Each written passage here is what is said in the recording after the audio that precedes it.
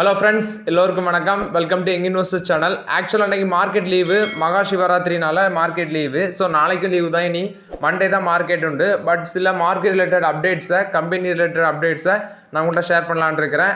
So welcome to young investor channel. நான் already உங்கள்கிட்ட சொல்லியிருந்தேன், நான் நியூவாக ஒரு சேனல் ஸ்டார்ட் பண்ணியிருக்கேன், யங் பொலிட்டீஷியன்னு.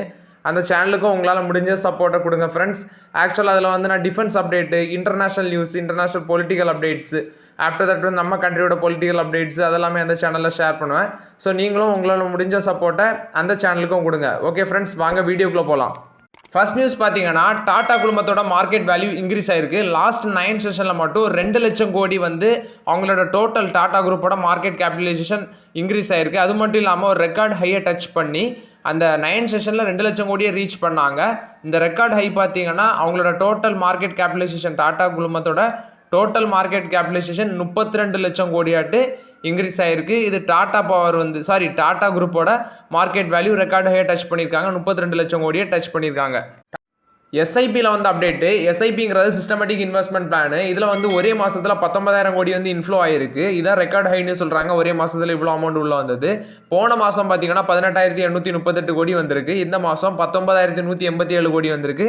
இது ஒரு ரெக்கார்ட் ஹை அப்படின்னு சொல்கிறாங்க. நெக்ஸ்ட் பார்த்தீங்கன்னா நியூ ரெஜிஸ்ட்ரேஷன், எஸ்ஐபி ரெஜிஸ்ட்ரேஷன் பார்த்தீங்கன்னா 49.79 லேக் இருக்குது அப்படின்னு சொல்கிறாங்க. நெக்ஸ்ட்டு இந்த சிஸ்டமேட்டிக் இன்வெஸ்ட்மெண்ட் பிளானில் ஒரே மாதத்தில் 19,000 கோடி வந்து இன்ஃப்ளோ ஆயிருக்கு. இதான் ஆல் டைம் ஹைன்னு சொல்கிறாங்க. Association of mutual funds in India அவங்க என்ன சொல்கிறாங்கன்னா, எஸ்ஐபியோட அசட் அண்டர் மேனேஜ்மெண்ட் வந்து February 2024 படி வந்து 10.52 லேக் க்ரோராக இருக்குது அப்படின்னு சொல்கிறாங்க. இது எஸ்ஐபியில் வந்து அப்டேட்டு. மியூச்சுவல் ஃபண்ட்ஸில் வந்து அப்டேட்டு. ஈக்விட்டி மியூச்சுவல் ஃபண்ட்ஸில் பார்த்தீங்கன்னா 26,866 கோடி வந்து இந்த Februaryல இன்ஃப்ளோ ஆயிருக்கு அப்படின்னு சொல்கிறாங்க. அது மட்டும் இல்லாமல் டோட்டல் அசட் அண்டர் மேனேஜ்மெண்ட் பார்த்தீங்கன்னா மியூச்சுவல் ஃபண்ட்ஸில் இன்க்ரீஸ் ஆயிருக்கு. 3.42% இன்க்ரீஸ் ஆயிருக்கு. அது பார்த்தீங்கன்னா 54.54 லேக் க்ரோராக இருக்குது. 54.54 லட்சம் கோடியாட்டு இருக்குது அப்படின்னு சொல்கிறாங்க. டோட்டல் அசட் அண்டர் மேனேஜ்மெண்ட் அப்படின்னு சொல்கிறாங்க. அது மட்டும் இல்லாமல் இந்த சிக்னிஃபிகண்ட் இன்ஃப்ளோ, அதாவது நிறைய இன்ஃப்ளோ வந்து எதில் ஆயிருக்குன்னு சொல்கிறாங்கன்னா, ஸ்மால் கேப் ஃபண்ட்ஸில் வந்து அதிகமாட்டி இன்ஃப்ளோ ஆயிருக்கு அப்படின்னு சொல்கிறாங்க. மியூச்சுவல் ஃபண்ட்ஸு அவங்க அந்த ஸ்மால் கேப் ஃபண்ட்ஸில் அதிகமாட்டி மியூச்சுவல் ஃபண்ட்ஸ் இன்வெஸ்ட்மெண்ட் பண்ணியிருக்காங்க அப்படின்னு சொல்கிறாங்க. இது வந்து மியூச்சுவல் ஃபண்ட்ஸில் வந்து அப்டேட்டு. 26,866 கோடி வந்து இந்த Februaryல இன்ஃப்ளோ ஆயிருக்கு ஈக்விட்டி மியூச்சுவல் ஃபண்ட்ஸில். ஐடிசியும் ரிலையன்ஸ் இண்டஸ்ட்ரீஸும் ஒரு பார்ட்னர்ஷிப் மேக் பண்ணுறாங்க. அது மட்டும் இல்லாமல் மோர் பிராண்ட்ஸை வந்து கிரியேட் பண்ணணும். இந்தியன் ஃபார்மர்ஸுக்கு வந்து நல்ல யூஸ்ஃபுல்லாட்டு நிறைய பிராண்ட்ஸை வந்து கிரியேட் பண்ணணும் அப்படின்னு சொல்கிறாங்க. ஆக்சுவலாக ஐடிசி நான் சொல்லியிருக்கேன், ஃபார்மர்ஸ் கூட ரொம்பவே நெருக்கமாக இருப்பாங்க. குறிப்பாட்டு ஐடிசி ஃபார்மருக்கு நிறையவே பண்ணியிருக்காங்க. உழவர்களை பணக்காரனாக்குற கம்பெனி தான் அந்த ஐடிசின்னு தான் சொல்லியிருக்கேன். ஐடிசி குறித்தான ஐடிசியோட ஹிஸ்ட்ரி வீடியோவே நான் தனியாக அப்லோட் பண்ணியிருக்கேன், பிளேலிஸ்ட்டில் இருக்குது, அதை பாருங்கள். இப்போ ஐடிசி ரிலையன்ஸ் இந்த ரீட்டைல்ஸும் வந்து பார்ட்னர்ஷிப்பில் வராங்க அப்படின்னு சொல்கிறாங்க.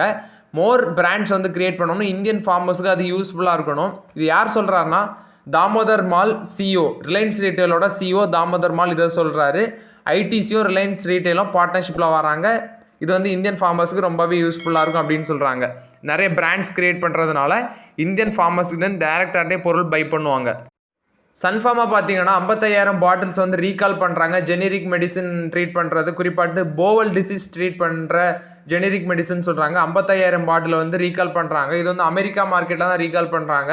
US food and drug administration வழிகாட்டுதல் படி. குறிப்பாட்டு லேட்டஸ்ட் என்ஃபோர்ஸ்மெண்ட் பார்த்தீங்கன்னா அவங்க ரிப்போர்ட் கொடுத்துருக்காங்க. US health regulator New Jersey based அவங்க வந்து இவங்களுக்கு ரிப்போர்ட் கொடுத்துருக்காங்க. கிட்டத்தட்ட 54,960 பாட்டில் வந்து ரீகால் பண்ணுறாங்க. மீசாலாமின் எக்ஸ்டெண்டட் ரிலீஸ் கேப்சூல் பார்த்தீங்கன்னா அமெரிக்கன் மார்க்கெட்டில் வந்து இவங்க ரீகால் பண்ணுறாங்க. இது வந்து அல்சரேட்டிவ் கோலிட்டிஸ் அந்த ட்ரீட்மெண்ட்டுக்கு யூஸ் பண்ணுறது, அதாவது treatment of mild to moderate ulcerative colitis அது சம்மந்தமான டேப்லெட்ஸை வந்து இவங்க ரீகால் பண்ணுறாங்க. சன்ஃபார்மா இது வந்து சன் ஃபார்மசிட்டிகல்ஸில் வந்து அப்டேட். யூஎஸ் மார்க்கெட்டில் ரீகால் பண்ணுறாங்க. டாடா பவர் கம்பெனி பார்த்தீங்கன்னா 24% டாரிஃபை இன்க்ரீஸ் பண்ணியிருக்காங்க. இதுக்கு மகாராஷ்டிரா எலக்ட்ரிசிட்டி ரெகுலேட்டரி கமிஷன் வந்து அப்ரூவலும் கொடுத்துருக்காங்க. குறிப்பாட்டு அவங்க கன்சியூமர் பேஸ் பார்த்தீங்கன்னா ரெசிடென்ஷியல் கன்சியூமர் தான் 90% அந்த கன்சியூமருக்கு வந்து கான்ட்ரிபியூட் பண்ணுறாங்க. ஸோ அதில் வந்து அவங்களுக்கு வந்து 22% மேக்ஸிமம் இன்க்ரீஸ் இருக்கும் டாரிஃபில் அப்படின்னு சொல்கிறாங்க. நெக்ஸ்ட்டு இப்போ அவங்களுக்கு 100 யூனிட்ஸ் அவங்க யூஸ் பண்ணாங்கன்னா ₹3.69 முன்னாடி கேட்டுட்டு இருந்தாங்க. இப்போ ₹5.33 கட்டுறாங்க. அதே கன்சியூமர் வந்து ₹500 கன்சியூம் பண்ணாங்கன்னா ஒரு யூனிட்டுக்கு ₹11.69 ஒரு யூனிட்டுக்கு கட்டினாங்க. இப்போ வந்து ₹15.71 பெர் யூனிட் அவங்க கட்டணும். நெக்ஸ்ட் பார்த்தீங்கன்னா குரூப் ஹவுசிங் சொசைட்டிஸ் அவங்க வந்து பல்காட்டுக்கு இது பண்ணி வச்சுருப்பாங்க கரண்ட். நெக்ஸ்ட் வந்து செப்பரேட் கனெக்ஷன் வச்சுருக்கவங்களுக்கு ₹6.87 கட்டிட்டு இருந்தாங்க ஒரு யூனிட்டுக்கு. இப்போ வந்து ₹8.74 கட்டணும் அப்படின்னு சொல்லியிருக்காங்க Tata power. Public electric vehicle charging ஸ்டேஷனுக்கும் அவங்க டாரிஃபை இன்க்ரீஸ் பண்ணியிருக்காங்க. ₹6.11 ஒரு யூனிட்டு கட்டினது இப்போ வந்து ₹8 பெர் யூனிட்டுக்கு இன்க்ரீஸ் பண்ணியிருக்காங்க. அது மட்டும் இல்லாமல் இவங்களுக்கு மும்பையில் மட்டுமே 1000 எலக்ட்ரிக் வெஹிக்கிள் சார்ஜிங் பாயிண்ட்ஸ் இருக்குது. குறிப்பாட்டு பப்ளிக் ஸ்பேசஸில் 44 பாயிண்ட்ஸும் 385 ரெசிடென்ஷியல் சொசைட்டிஸ்லையும் 531 வந்து ஃப்ளீட் சார்ஜிங் பாயிண்ட்ஸ் ஆட்டும் 58 பாயிண்ட்ஸ் வந்து மால்ஸ் கமர்ஷியல் காம்ப்ளெக்ஸ்லாம் வச்சிருக்காங்க அப்படின்னு சொல்கிறாங்க. இது டாடா பவரை பொறுத்த வரைக்கும் அப்டேட்டு. டாரிஃபை இன்க்ரீஸ் பண்ணுறாங்க டாடா பவர். இதுக்கு வந்து மகாராஷ்டிரா எலக்ட்ரிசிட்டி ரெகுலேட்டரி கமிஷன் வந்து அப்ரூவலும் கொடுத்துருக்காங்க. நெக்ஸ்ட் பார்த்தீங்கன்னா ICEA அந்த கம்பெனி என்ன சொல்கிறாங்கன்னா இந்தியா வந்து second largest manufacture of mobile phone globally வரும் அப்படின்னு சொல்கிறாங்க. குறிப்பாட்டு இப்போ GDP $3.7 ட்ரில்லியன் இருக்கிறது. 2030 $7 ட்ரில்லியன் இருக்கும். ஸோ குறிப்பாட்டு இந்த டிஜிட்டல் செக்டார் க்ரோத்துங்கிறது அந்த டைமில் பெரிய அளவில் இருக்கும். ஏன்னா சொல்கிறது உண்மை தான். அன்றைக்கெல்லாம் 5 வயசு பசங்க கையிலேயே ஃபோன் இருக்குது. ஸோ ஃபோன் இல்லாத மனுஷனே கிடையாது.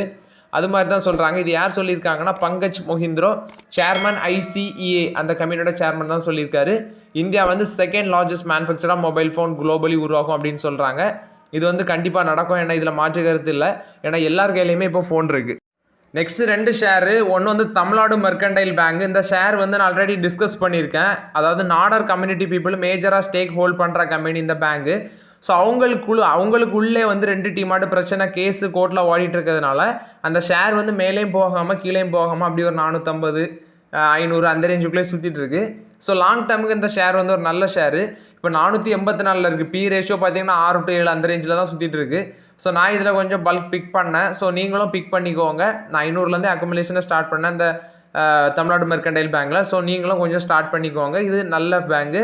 விருப்பம் இருக்கவங்க வாங்குங்க. நெக்ஸ்ட்டு பார்த்தீங்கன்னா சவுத் இந்தியன் பேங்கு. இந்த ஷேர் வந்து 29 rupeesக்கு மறுபடியும் கீழே இறங்கி 37 38 அந்த ரேஞ்சுக்கு போச்சு.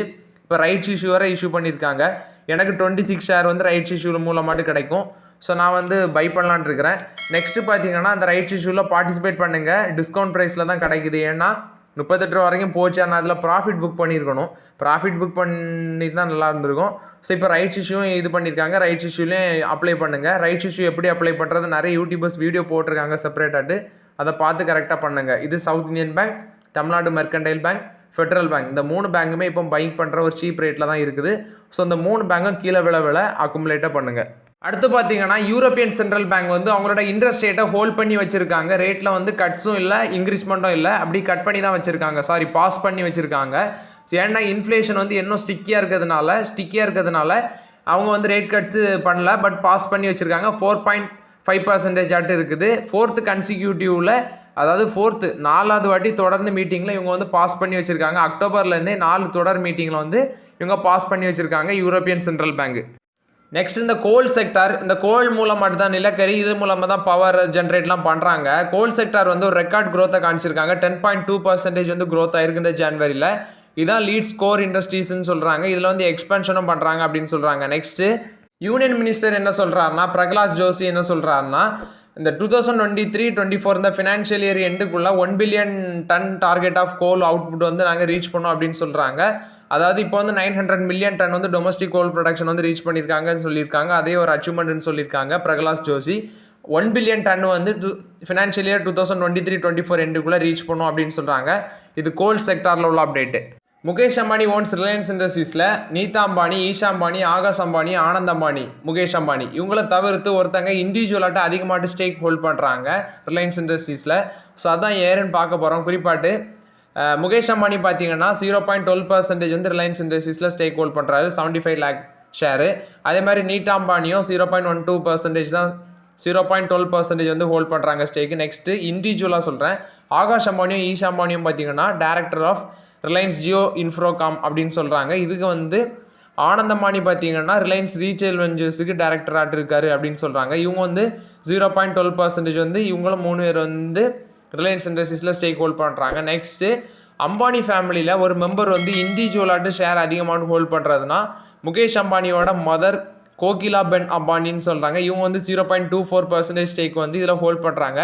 ஷேர் குவான்டிட்டி வேல்யூவில் பார்த்தீங்கன்னா 1.57 crore ஷேர் வந்து இவங்க ஹோல்ட் பண்ணுறாங்க. இண்டிவிஜுவலாட்டு அதிகமாட்டு ஷேர் ஹோல்டர் இந்த கம்பெனியில் ஹோல்ட் பண்ணுறது இவங்க தான். கோகிலா பென் அம்பானி அப்படின்னு சொல்கிறாங்க. நண்பர்கள், இந்த ஃபெடரல் பேங்க் ஷேர்லாம் யார் வச்சுருக்கீங்க? ஆக்சுவலாக 2 to 3 இயர்ஸில் மட்டுமே இந்த ஷேர் கிட்டத்தட்ட 78.73%, அதாவது 2 வருஷத்தில் 78.73% ரிட்டர்ன் கொடுத்துருக்கு அப்படின்னு சொல்லியிருக்காங்க. கிட்டத்தட்ட 80% இந்த 2 வருஷத்தில் கொடுத்துருக்காங்க இந்த ஃபெடரல் பேங்க் அப்படின்னு சொல்கிறாங்க. அது மட்டும் இல்லாமல் பார்த்தீங்கன்னா லாஸ்ட் ட்ரேடிங் செஷனில் 156 157 அந்த ரேஞ்சில் ட்ரேட் ஆயிடுச்சு. ரெக்கார்ட் ஹையாட்டு 166 வரைக்கும் பேருக்கு. லாஸ்ட் ஆட்டு நான் வந்து 155 பிக் பண்ணேன், 145 அந்த ரேஞ்சில் பிக் பண்ணேன். ஸோ கீழே விழ இந்த ஃபெடரல் பேங்க் ஷேரை நீங்கள் அக்குமுலேட் பண்ணலாம். இது லாங் டேர்முக்கு ஒரு நல்ல ஸ்டாக் தான். பஜாஜ் ஆட்டோ பார்த்தீங்கன்னா வேர்ல்ட்லேயே ஃபஸ்ட்டு சிஎன்ஜி பைக்கை இன்னும் 3 மாதத்தில் லான்ச் பண்ண போகிறாங்க. ஸோ இதை குறித்து ஒரு அப்டேட் கொடுத்துருக்காங்க. இந்த புதிய பைக்கில் பார்த்தீங்கன்னா இந்த பஜாஜோட சிஎன்ஜி டைப் வெஹிக்கிளில் 100 கிலோமீட்டர் வரைக்கும் கிடைக்க வாய்ப்பு இருக்குது அப்படின்னு சொல்கிறாங்க. அதாவது மைலேஜ் வந்து 100 கிலோமீட்டர் வரைக்கும் கிடைக்கும் அப்படின்னு சொல்கிறாங்க. இதுதான் உலகிலே தரமான செய்கையை செய்ய வந்து பஜாஜ் குழுமம் தயாராக இருக்கிறாங்க. வேர்ல்ட்லே சம்பவம் செய்ய தயாராக இருக்குது பஜாஜ் குழுமம் அப்படின்னு சொல்கிறாங்க. ஸோ ஓகே ஃப்ரெண்ட்ஸ், ஆக்சுவலாக மார்க்கெட் நியூஸ்லாம் பார்த்தோம். ஸோ இந்த வீடியோ பிடிச்சுன்னா லைக் பண்ணுங்கள், சப்ஸ்கிரைப் பண்ணுங்கள், கமெண்ட் பண்ணுங்கள். Okay friends, thank you.